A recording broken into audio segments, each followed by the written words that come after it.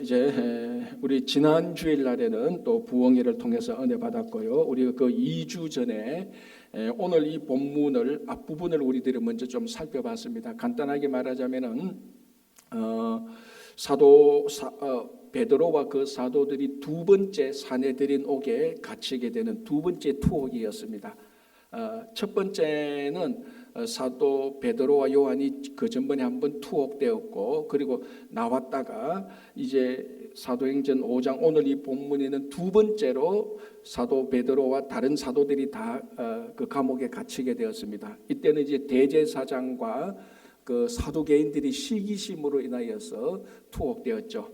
자, 그런데 이제 우리 2주 전에 살펴본 대로 오늘 본문에 나온 대로 하나님께서 주의 사자, 주의 천사를 보내서 그 감옥에서 이끌어냈습니다. 그래서 감옥에 있는 사도들을 주의 사자가 이끌어낸 이것을 가지고 자세히 보면 이 모습이 무슨 모습하고 같다고 그랬습니까?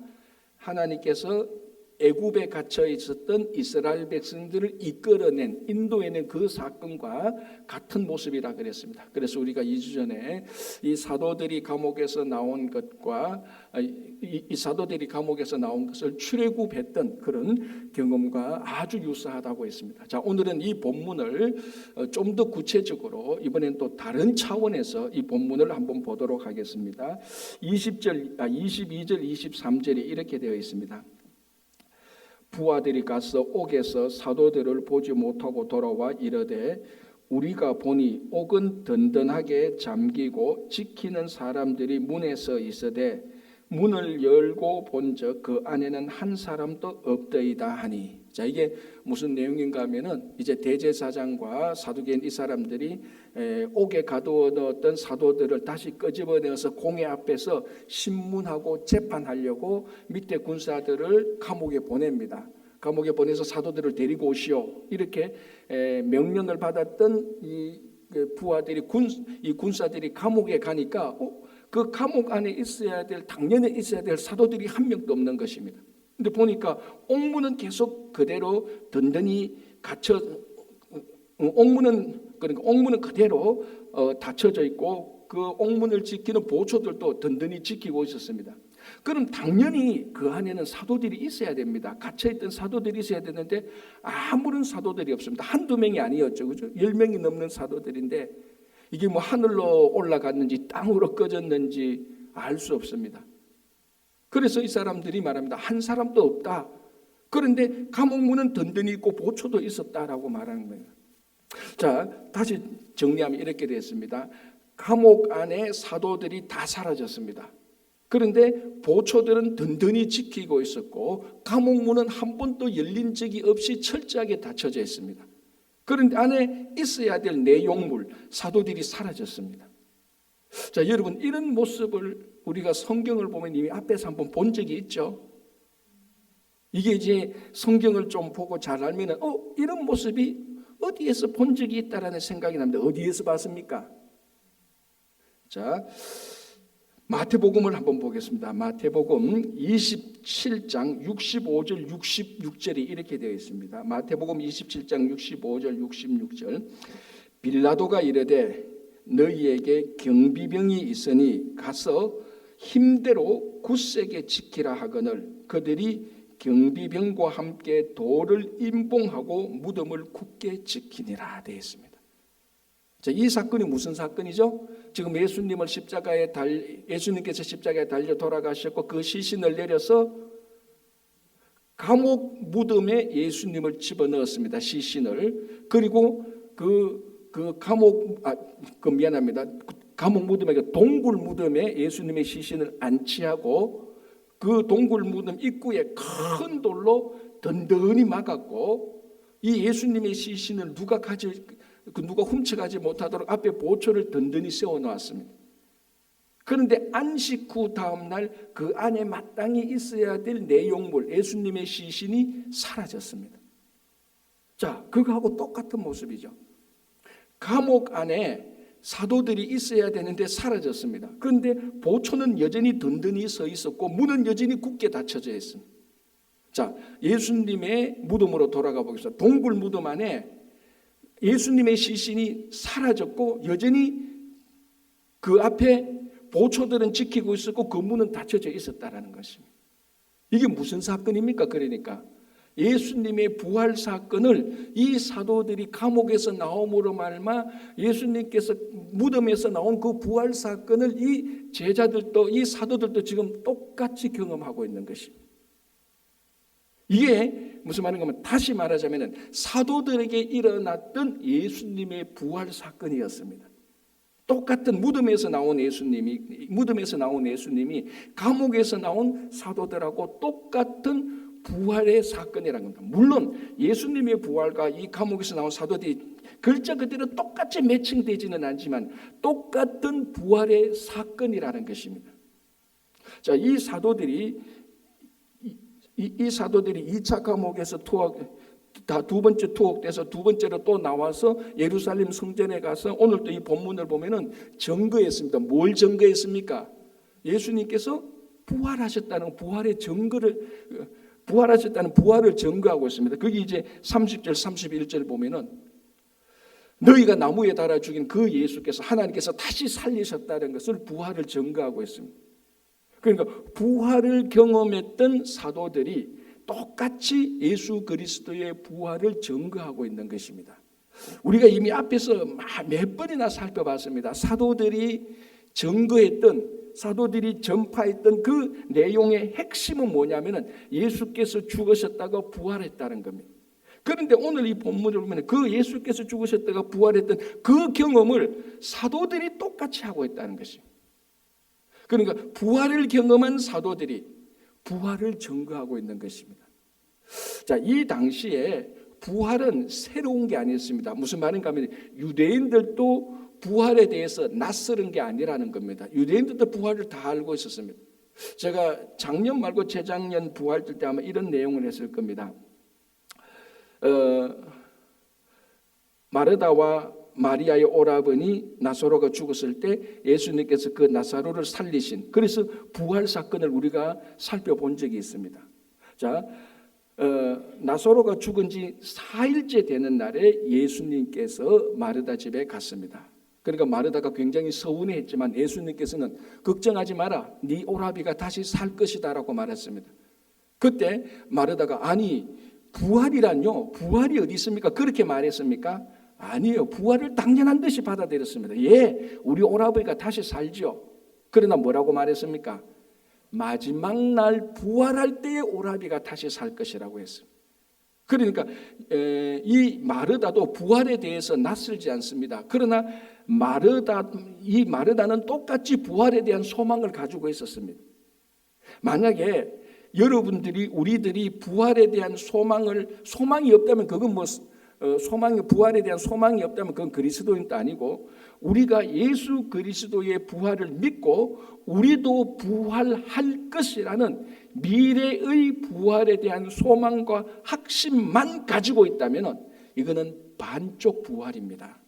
마르다가 믿었던 부활하고 똑같습니다. 예수님의 부활은 뭡니까?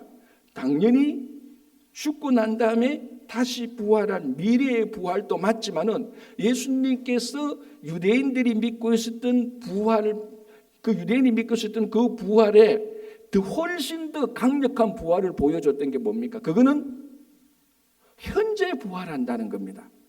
그래서 네 오라비가 다시 살 것이라고 말하니까 마르다가 살지요. 마지막 날 부활 때에 살지요라고 말하는 그 얘기를 듣고 예수님께서 마르다 시신이 있는 무덤가에 그 나사로 시신이 있는 무덤에 가서 바로 그 자리에서 그 현실에서 그 일상에서 예수님께서 나사로를 나오라고 말해서 불러일으켜서 부활했다는 것입니다.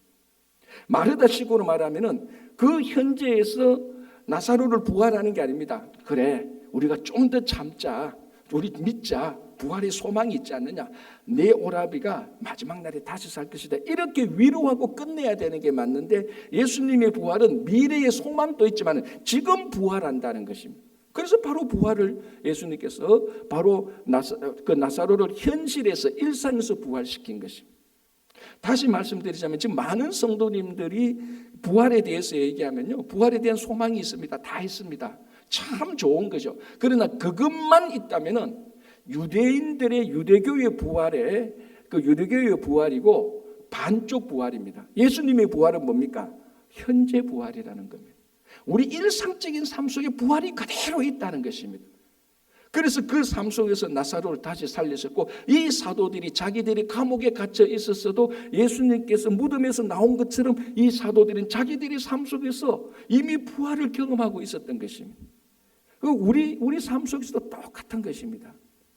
그래서 우리 삶 속에서, 우리의 현실 속에서, 우리의 일상 속에서 부활을 믿는다는 것이 얼마나 중요한가 하면요, 이 부활을 믿는 사람은 자기 인생을 절대로 포기하지 않습니다. 낙담하지 않는 거죠. 왜? 부활하니까. 아무리 감옥에 있어도 무덤에 있어도 바닥을 쳐도 그때부터 부활하기 시작하니까요.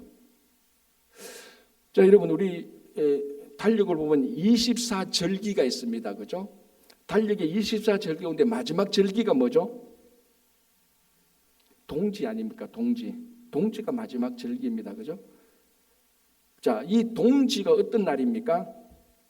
낮이 가장 짧고 밤이 가장 긴 날입니다. 그래서 뭐 주역이니 뭐 동양 철학하는 사람은 이 동지를 가지고 음이 가장 세고 양이 가장 작다라고 말합니다. 왜? 음은 어둠이고 밤 아닙니까? 그리고 동지는 밤이 제일 깁니다. 그러니까 음의 세력이 제일 강하죠. 대신 양기가 제일 적습니다. 낮이 제일 짧으니까요. 그리고 가장 밤이 많고 가장 어둡고, 그래서 어떻게 보면 이 어둠의 세력이 가장 많은 날이기도 합니다. 그런데요, 이 24절기 가운데 가장 부활에 가까운 절기가 이 동지라고 말을 합니다. 유명한 아주 신학을 많이 했고요. 동양 철학에 아마 한국에서 거의 탑 수준에 있던, 그러니까 신학을 했고 동양 철학을 같이 했던 김홍우라는 신학자가 있습니다. 그 사람이 이 24절기를 보면서 동지가 가장 부활에 가까운 절기라고 말을 합니다.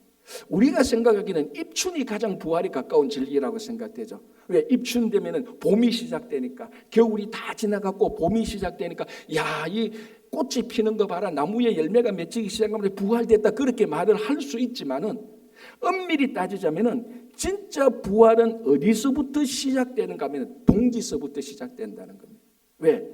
동지 그 다음 날부터 무슨 일이 일어납니까? 낮이 길어지기 시작하죠. 밤이 짧아지기 시작합니다. 그때부터 부활의 사건이 스타트, 시작되는 것입니다. 동지부터. 그래서 가장 바닥을 치는 거죠. 가장 어둠이 많고 가장 밤이 길고 가장 고통스럽고 가장 인생에 있어서 이거보다 더 바닥은 없어, 나 이제 인생 끝이야 라고 말하는 바로 그 최저점, 가장 최저점부터 부활이 시작하는 겁니다. 그래서 여러분, 늘 제가 하는 질문이 있지 않습니까? 가장 부활의 전제 조건 1번이 뭐죠? 죽어야 된다는 겁니다. 죽는 것은 모든 인생의 가장 바닥입니다. 그거보다 더 바닥은 없죠. 죽으면 끝이니까. 그러나 그 가장 최저점 바닥에서부터 부활은 시작되는 겁니다. 절기로 보면 동지죠. 가장 어둠이 많고 밤이 길었는데 그 다음 날부터 낮이 길기 시작하고 밝아지기 시작하는 것입니다. 자, 이런 일들이 우리 일상에 늘 가득합니다. 자, 예를 들어 보십시오. 우리가 옛날에 학교 다닐 때 전교생이 600명인데 시험을 쳤는데 내가 600등이에요. 어떻게 합니까? 보통 야, 너는 600등이 되니까 공부에 안 돼, 너 포기해 라고 말하지만, 부활을 믿는다면 뭘 믿을 수 있습니까? 최고 바닥이니까 이제부터 성적은 올라갈 일만 남았습니다. 약간만 더 해도 600등이 599등이 되고 598등이 되고 부활의 사건이 시작되는 겁니다. 진짜 중요한 건 뭐냐면요, 이 부활을 믿는다면 인생의 최저 바닥점에서 절대로 포기하지 않는다는 겁니다. 왜? 이제 부활이 시작되니까. 축구 선수가 7번 연속 패배했습니다. 난 축구 안 되는가 봐, 난 포기해. 그게 아니고 그때부터 부활이 시작됩니다. 그때부터 이기기 시작한다는 것입니다. 사업했는데 다 망해버렸습니다. 빚도 있고 막 인생이 괴롭습니다. 막 매일부터 사람들이 와서 빚 갚으라 그러고 막 이 사업 망했는 거 뭐 이렇게 해라 저렇게 해라. 완전 인생의 최저바닥이지만 부활을 믿는다면 그때부터 다시 새롭게 시작될 수 있는 희망이 있다는 것입니다. 그래서 미래의 부활을 믿는 것도 참 중요하지만 현재 예수 그리스도께서 우리 삶과 함께 하셔서 예수 그리스도 함께 해서 우리가 부활한다는 것을 믿는다면은 인생의 어떤 괴로움과 어떤 최저점을 찍어도 바닥을 쳐도 땅속에 들어가도 부활을 믿는, 현재 부활을 믿는 사람은 절대로 포기하지 않습니다. 만약에 현재 부활을 믿지 않고 미래 부활만 믿는다면요, 나 이 현재 인생은 끝나서 미래로 갈래. 그래서 현재 부활을 믿는 사람은 절대로요, 인생이 아무리 어렵고 힘들어도 포기하지 않고 자살하지 않습니다. 미래 부활만 믿으면요, 미래에서 부활할래라고 생각하고 지금 인생을 마칠 수가 있습니다. 그래서 예수님께서 이 땅에 오셔서 가장 부활에 대한 첫 열매가 된 것은 무슨 부활입니까? 우리 삶 속에서 지금 우리는 부활을 경험한다는 것입니다. 오늘 이 사도들이 감옥에서 나온 것을 가만히 보니까 이거 예수님께서 무덤에서 나온 것과 똑같습니다. 자기들도 감옥에서 나오므로 말미암아 부활을 경험했고 예루살렘에 나가서 부활을 증거했던 것입니다. 마찬가지로 오늘 우리가 어쩌면은 동지와 같은 삶을 살고 있다면 내 인생 최저 바닥점이라고 생각해도 현재 부활을 믿는다면 절대로 포기하거나 낙담할 것이 아니고 이제부터 좋아지고 부활이 시작될 것이라는 그 믿음으로 굳건하게 살아가시기 바랍니다. 자, 27절, 8절, 9절 보겠습니다. 이렇게 되어 있습니다. 그들을 끌어다가 공회 앞에 세우니 대제사장이 물어 이르되 우리가 이 이름으로 사람을 가르치지 말라고 음금하였으되 너희가 너희 가르침을 예루살렘에 가득하게 하니 이 사람의 피를 우리에게로 돌리고자 함이로다. 베드로와 사도들이 대답하여 이르되 사람보다 하나님께 순종하는 것이 마땅하니라. 자, 이건 무슨 내용이죠? 산헤드린 공의가 1차 때 베드로와 요한을 잡아서 그 옥에서 놓아줄 때 어떻게 놓아줬습니까? 뭐라고 말하면서 놓아줬습니까? 2번 다시 예수의 이름으로 말하지도 말고 가르치지 말라고 경고하고 위협하면서 내어줬습니다. 1차 때. 자, 그런데 2차 때 투옥됐다가 다시 주의 천사가 사도들을 예루살렘으로 이끌어내니까 이 사람들이 부활을 경험했던 이 사람들이 또 예수님에 대해서 증거하는 겁니다.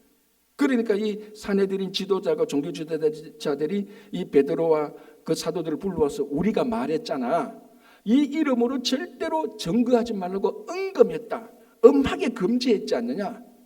그런데 왜 또 너희들이 여기 와서 또 이렇게 예수의 이름을 전하고 부활을 증거하느냐. 지금 그거 얘기하는 겁니다.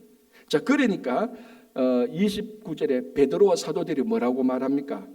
베드로와 사도들이 대답하여 이르되 사람보다 하나님께 순종하는 것이 마땅하니라.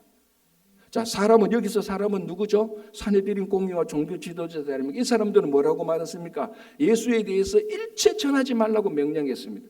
자, 그런데 이 주의 천사가 2차 투옥 때 감옥에서 이끌어낼 때 뭐라고 말했습니까? 생명의 말씀을 전하라 그랬습니다. 자, 사람은 예수 이름을 전하지 말라 그러고 주의 천사는 예수 이름을 전하라 그랬습니다. 어디에 순종해야 됩니까? 그래서 사도들은 말합니다. 사람보다 하나님께 순종하는 것이 마땅하다라고 말했습니다. 그래서 우리는 하나님께 순종하니까 하나님의 말씀을 전하고 예수 그리스도를 증거했다는 것입니다. 여러분, 이스라엘 백성들이 400년 또는 430년 애굽에서 종살이하고 모세를 통해서 출애굽하지 않습니까? 그 출애굽할 때 출애굽기 1장에 이런 내용이 나옵니다.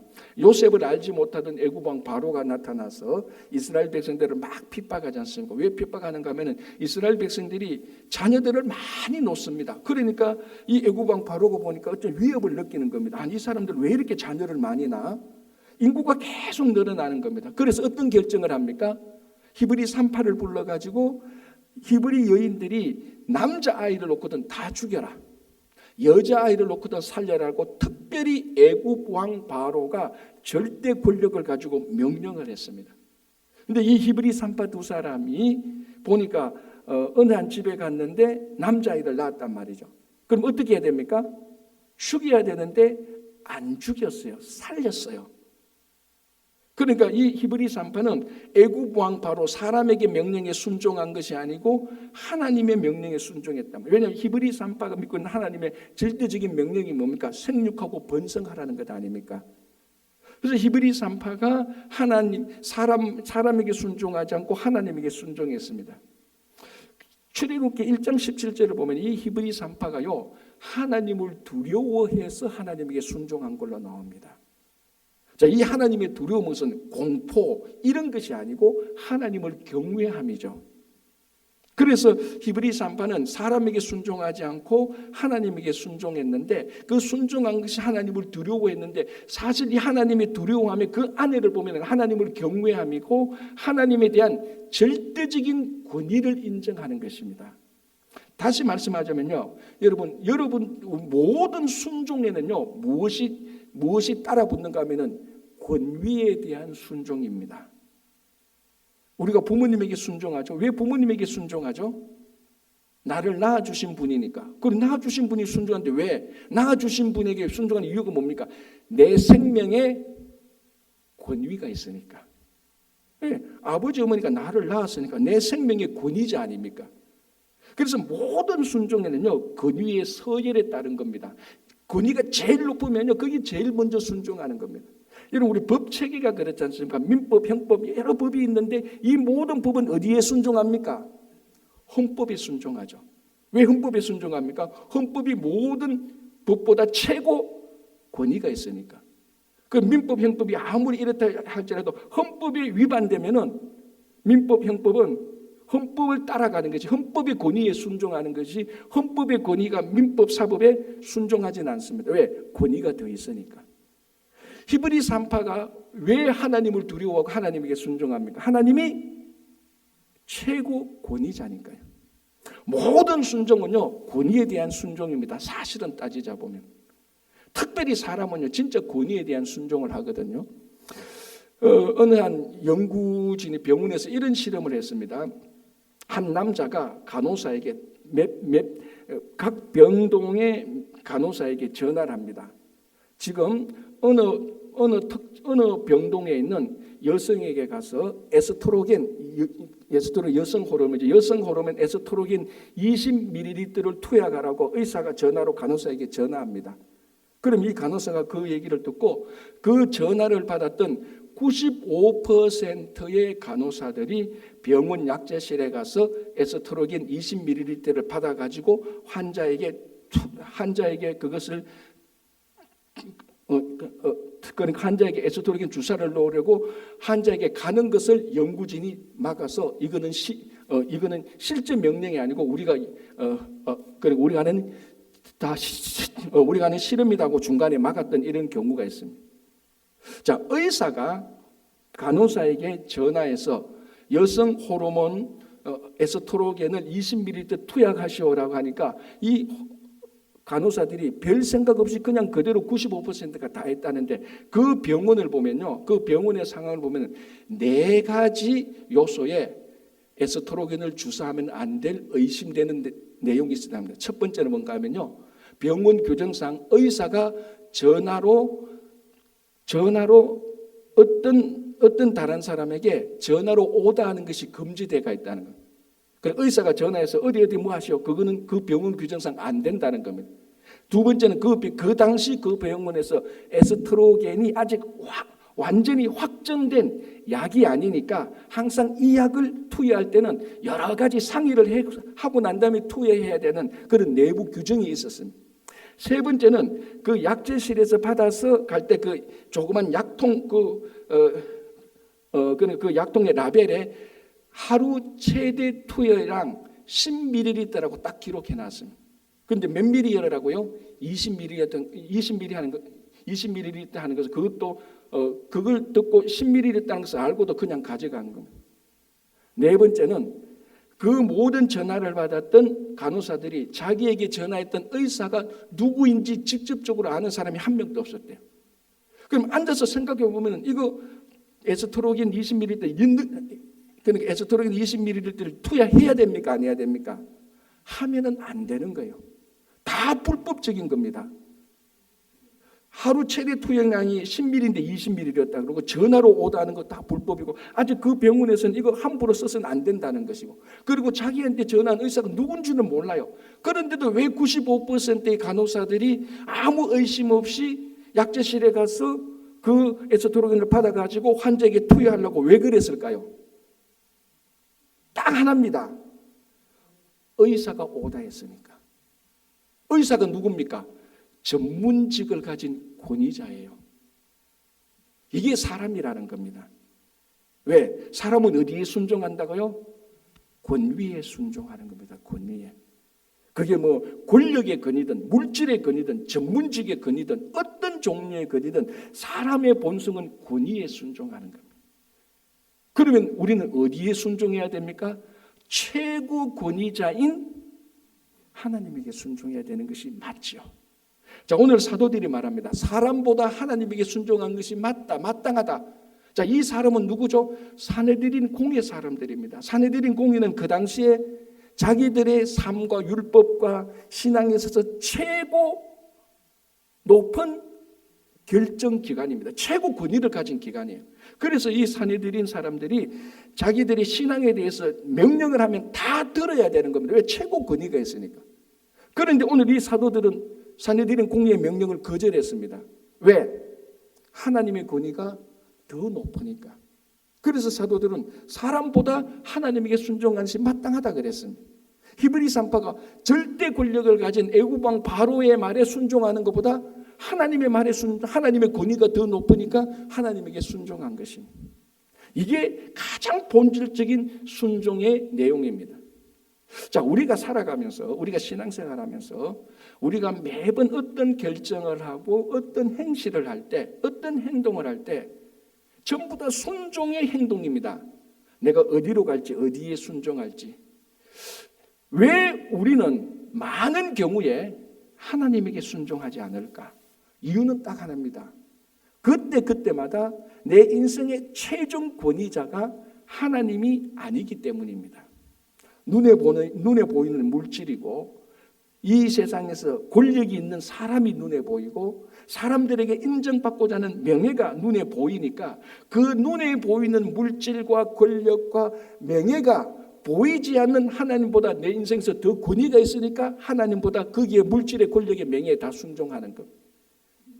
오늘 이 말 단순하지만은 사람보다 하나님에게 순종하시 마땅하다던 이 말 속에는 우리의 인생에 어떤 일이 생겼어도 어떤 사람을 만나도 무슨 일을 할 때 매사의 모든 일의 최고 권위자는 하나님이라는 말이 들어가 있는 것입니다.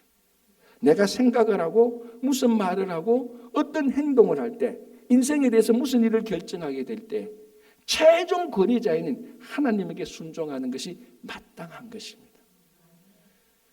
보이지 않는 하나님이지만 최종 권위자입니다. 우주의 최종 권위자입니다. 그래서 다시 한번 우리도 이제부터 살아갈 때 보이지 않는 하나님이지만은 최종 권위자에게 순종하는, 그래서 하나님에게 순종하는 것이 마땅한 성도들이 되시기를 바랍니다. 자, 하나 더 보겠습니다. 30절부터 32절이 이렇게 되어 있습니다.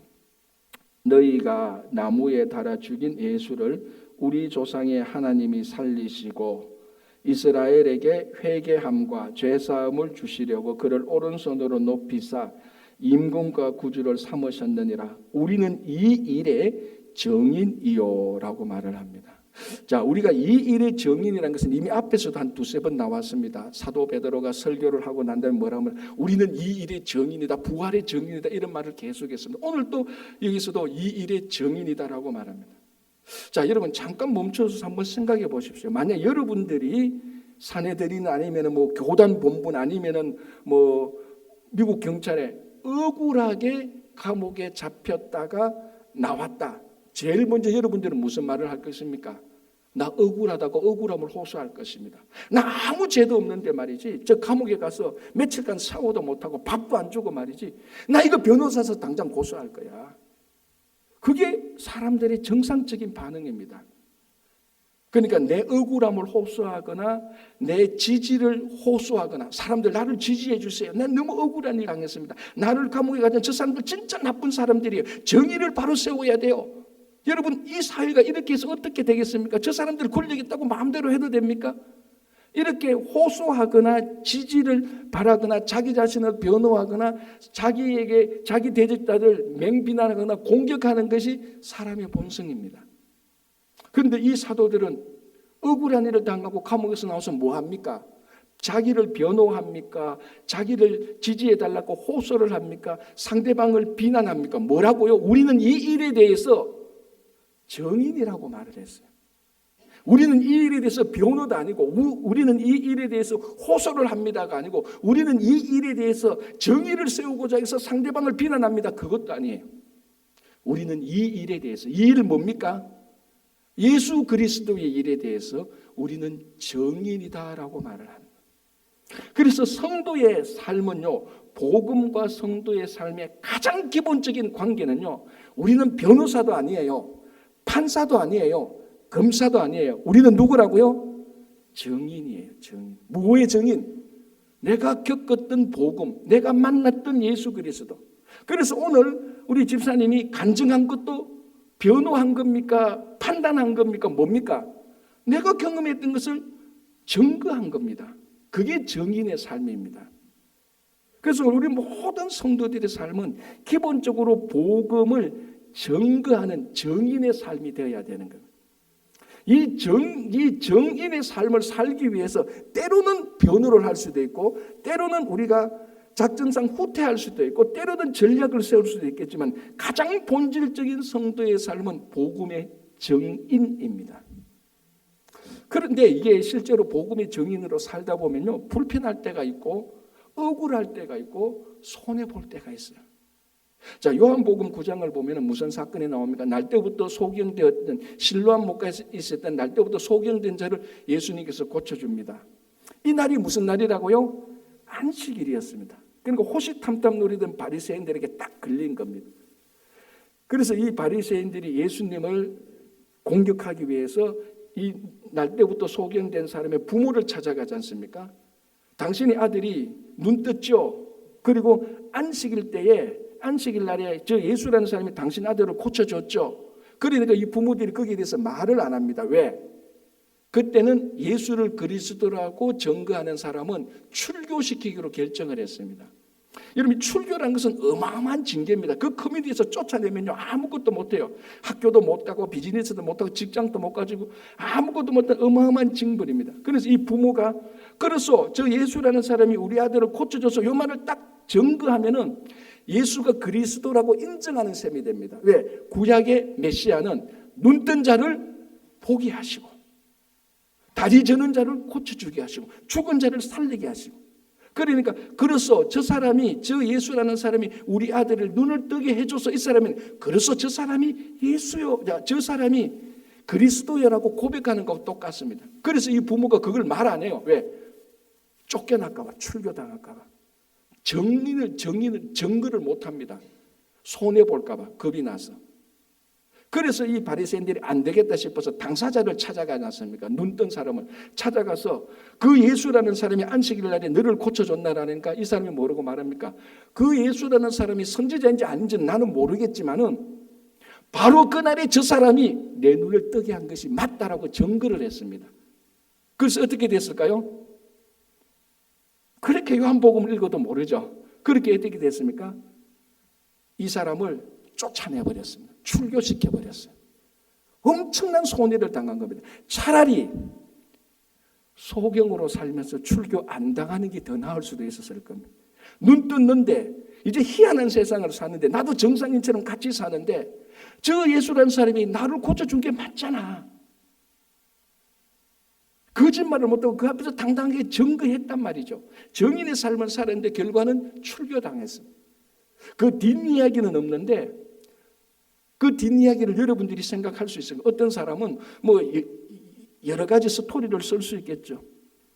그러나 우리 이런 질문을 할 수 있습니다. 굳이 이렇게 출교까지 당하면서 증거를 할 필요가 있을까라는 질문을 할 수 있지 않습니까? 눈 떴는데 이제 정상으로 살아가는데, 지금까지 못 살은 삶을 사는데 굳이 그걸 예수가 자기를 고쳤다고 그걸 증거해서 출교당하면서 어렵게 살 필요가 있을까라는 질문을 할 수 있습니다. 그러나 우리가 이거는 확실합니다. 우리가 전하는 이 복음의 가치는 우리가 출교당하고 손해보고 불편하는 것보다 훨씬 더 가치가 있다는 것입니다. 만약에 여러분들이 복음의 가치를 인정하지 못한다면 여러분들은 정인의 삶을 살 수 없습니다. 우리는. 그거 불편하잖아요. 애써서 할 필요가 뭐 있습니까? 때로는 조롱당할 수도 있고 때로는 무시당할 수도 있고 때로는 이 사람처럼 크게 출교당할 수도 있습니다. 그럼에도 불구하고 이 복음의 가치가 내가 출교당하고 손해보고 불편한 것보다 더 가치가 있다고 확신하면은 우리는 정인의 삶을 살 수 있는 것입니다. 이 가치가 뭡니까?